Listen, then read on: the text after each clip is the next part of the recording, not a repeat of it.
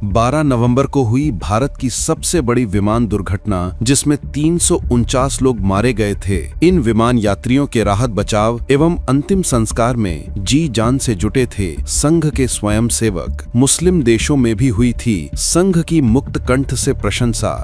क्या आप संघ के स्वयंसेवकों के उस सेवा भाव से परिचित हैं जो बिना किसी भेदभाव के निस्वार्थ भाव से किसी भी आपदा या दुर्घटना के समय उन लोगों की मदद के लिए आगे आते हैं जिन्हें उनकी जरूरत होती है? 12 नवंबर वो तारीख थी जब देश को संघ के स्वयंसेवकों की जरूरत थी और स्वयंसेवकों ने वो किया जिसकी चहुं ओर प्रशंसा हुई। स्थान था हरियाणा का चरखी दादरी। समय था शाम 6:32। दो मुस्लिम देशों के विमानों के आपस में टकराने के बाद हर तरफ दिल दहला देने वाला मंजर था। दरअसल 12 नवंबर 1996 को राजधानी दिल्ली के इंदिरा गांधी अंतर्राष्ट्रीय हवाई अड्डे से रोजगार और हज के लिए जा रहे यात्रियों को लेकर सऊदी अरब के लिए विमान ने उड़ान भरी। दूसरी तरफ से कजाकिस्तान एयरलाइंस का विमान दिल्ली हवाई अड्डे की ओर आ रहा था। विमान दुर्घटना जांच ब्यूरो की जांच में बताया गया कि दोनों ही विमानों को कंट्रोलर वी.के. दत्ता कंट्रोल कर रहे थे। उन्होंने दोनों को सटीक निर्देश दिए थे,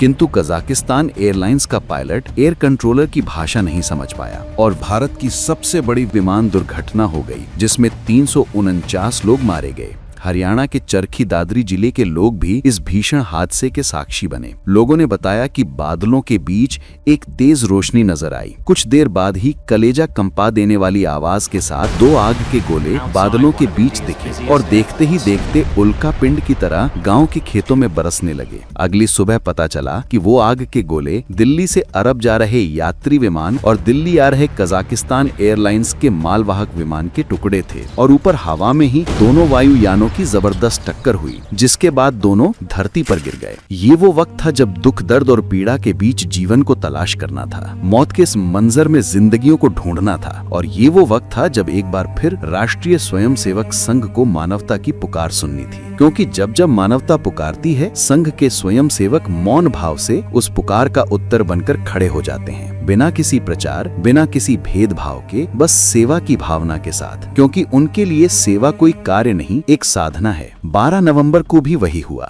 घटना की जानकारी मिलते ही भिवानी जिले के तत्कालीन संघ चालक श्री जीत राम जी आनन फानन में स्वयं सेवकों के साथ घटना स्थल पर पहुंचे। बिना एक पल गंवाए घंटे भर के अंदर पेट्रोमैक्स, जनरेटर, पानी इत्यादि आवश्यक सामग्रियों का प्रबंध किया गया। ठंडी रात के नीरव अंधकार में जब एक हाथ को दूसरा हाथ नहीं सूझ रहा था, तब पेट्रोमैक्स की रोशनी में स्वयं सेवकों ने जीवित लोगों को खोजना शुरू किया। मगर सिर्फ 2 लोग ही मौत से जूझते मिले, किंतु उन्हें भी मौके पर पहुंची हेड गेवार चिकित्सालय की टीम जिंदगी न दे सकी। उस भयावह मंजर को याद करते हुए जिले के तत्कालीन संघ चालक श्री जीत राम जी ने बताया कि कैसे स्थानीय किसान श्री चंद्रभान जी के ट्रैक्टर में स्वयं सेवकों ने बुरी तरह जले हुए शवों को उठाया। शवों को सड़ने से बचाने के लिए रात को 11 बजे बर्फ के कारखाने चालू करवाए गए। भिवानी, झज्जर एवं रेवाड़ी जैसे आसपास के इलाकों से बर्फ की सिल्ली मंगाई गई। मौके पर मौजूद मुस्लिम एसपी साहब ये सब देखकर आश्चर्यचकित रह गए, लेकिन जात पात और धर्म के भेद से परे स्वयं सेवकों ने उनकी मदद से दाह संस्कार के लिए आवश्यक वस्तुओं की सूची बनाई। गांव वालों के सहयोग से दाह संस्कार के लिए रात में ही कफन की व्यवस्था हुई।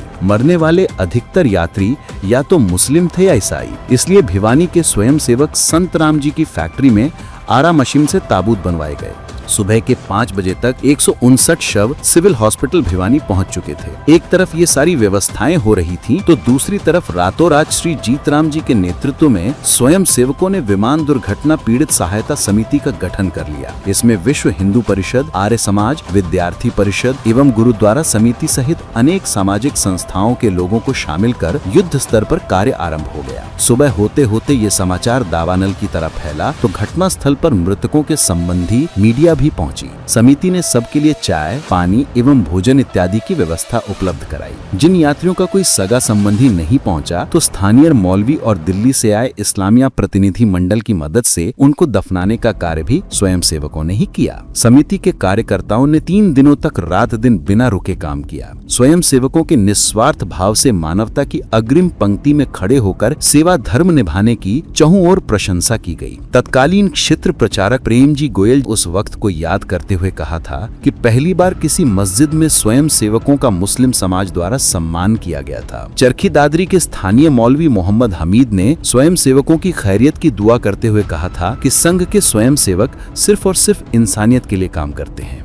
दुर्घटना की खबर मिलने के बाद घटना स्थल पर पहुंचे तत्कालीन केंद्रीय नागरिक उड्डयन मंत्री इब्राहिम ने स्वयं सेवकों की तारीफ करते हुए कहा था कि ये सभी जाति धर्म से परे मानवता के पुजारी हैं। रिपोर्टर केजी सुरेश ने ट्वीट कर बताया कि चरखी दादरी में मैंने विमान दुर्घटना कवर किया था। सभी दिवंगत हज यात्री थे, लेकिन उनके शरीर के टुकड़ों को एकत्रित करने से लेकर ताबूत तैयार करने तक का काम संघ के स्वयं सेवकों ने किया। मेरी इस पर रिपोर्ट को टाइम्स ऑफ इंडिया ने प्रथम पृष्ठ पर लिया था। सऊदी अरब के प्रमुख समाचार पत्र अल रियाद ने संघ के भूमिका की मुक्तक कंठ से प्रशंसा करते हुए लिखा, हमारा ये भ्रम के राष्ट्रीय स्वयंसेवक संघ मुस्लिम विरोधी है, अधिकतम सीमा तक दूर हो गया है।